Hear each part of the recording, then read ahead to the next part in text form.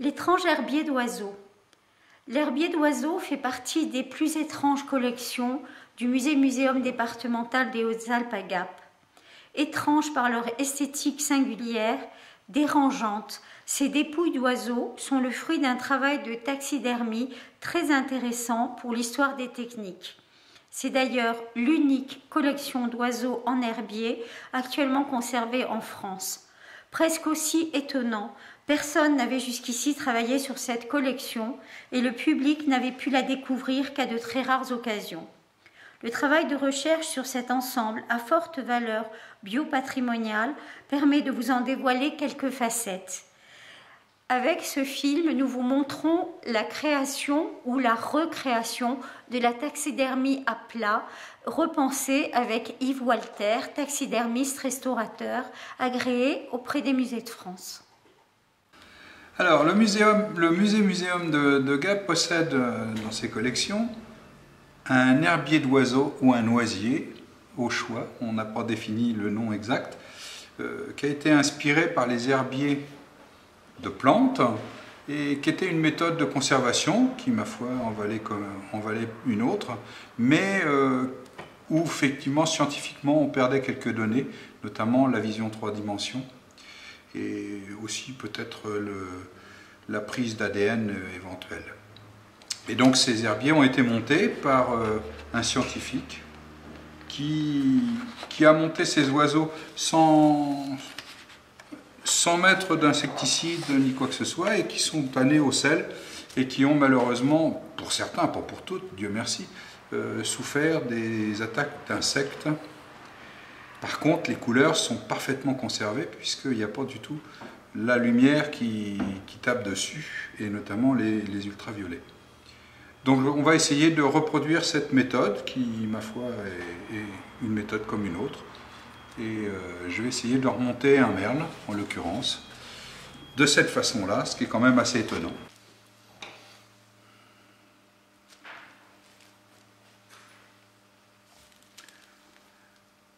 Donc il faut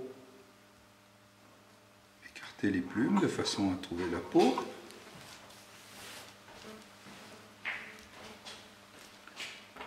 Faire une incision.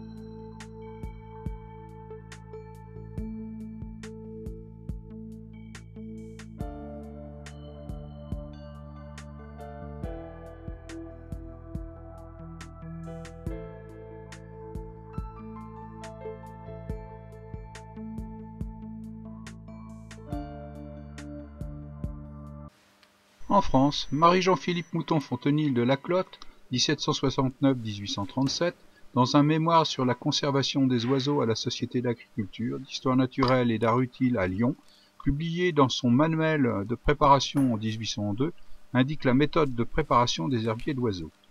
La conservation à sec était justifiée aux yeux des naturalistes de l'époque, car la technique était basique et permettait le stockage et l'envoi des spécimens dans un minimum de volume, tout en conservant les caractères essentiels permettant une identification de l'espèce et étant à l'abri de la lumière, en gardant le plumage intact et évitant, entre autres, une décoloration due aux UV. Toutefois, cette technique a été abandonnée car elle se limitait aux petits spécimens.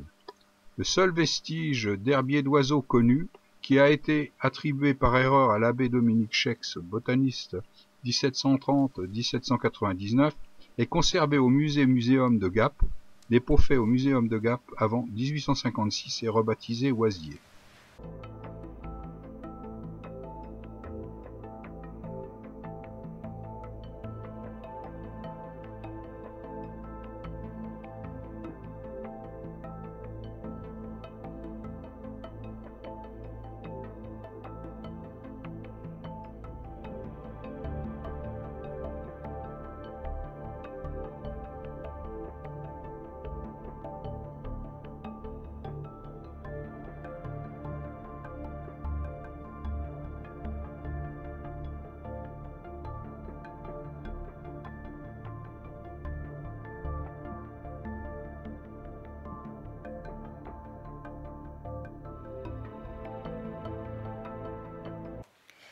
Cette exceptionnelle collection d'herbiers d'oiseaux est actuellement conservée dans des coffrets en bois avec charnière métallique et dos en cuir. Chaque coffret mesure 55 par 38 par 17,5 cm. Chacun des volumes ornithologiques contient plusieurs chemises cartonnées sur lesquelles sont disposés les oiseaux en position du Saint-Esprit, c'est-à-dire les ailes écartées. Nous conservons plus d'une cinquantaine d'espèces, dont une grande majorité de passereaux.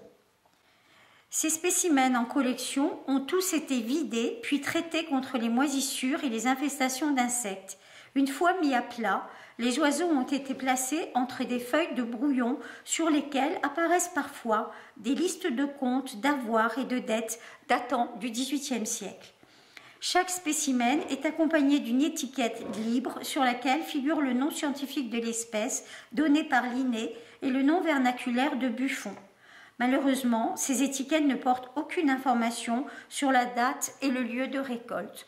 Pour autant, notre travail a aussi consisté à vérifier la teneur de ces étiquettes et à rectifier quand il le fallait le nom du spécimen et donc les données scientifiques sur chacun des spécimens repérés dans cette collection.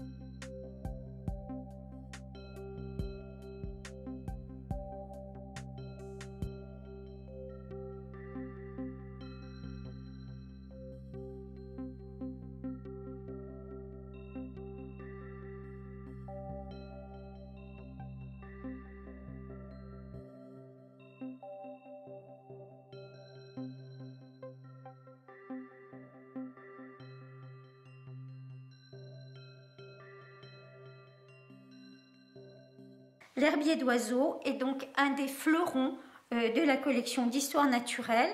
J'indiquerai qu'il y a quelques années, en regardant cet herbier, nous pensions que c'était des dépouilles. Nous regardions ces oiseaux comme des dépouilles d'animaux, comme des choses étranges. Aujourd'hui, avec la mixité d'un muséum, nous regardons ces planches d'herbier presque comme des œuvres d'art.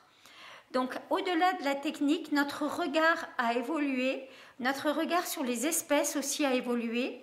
La qualité de conservation avec les couleurs qui n'ont pas été altérées par le temps reste exceptionnelle.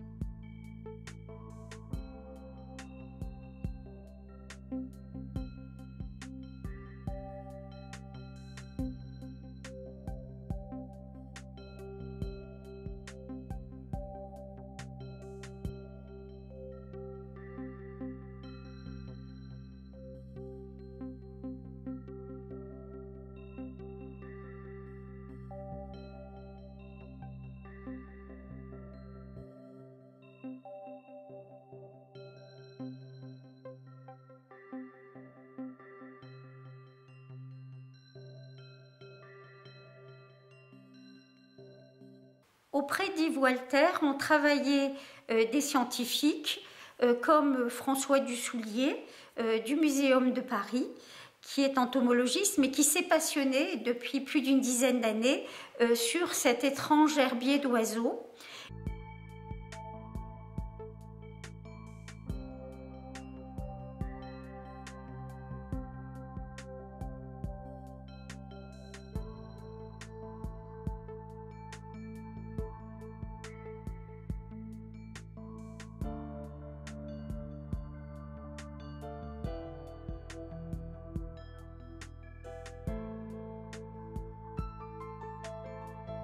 Le musée-muséum départemental collabore aussi avec Roger Garcin, qui est donc notre collaborateur local de terrain, qui a renseigné l'ensemble des oiseaux conservés dans cette collection.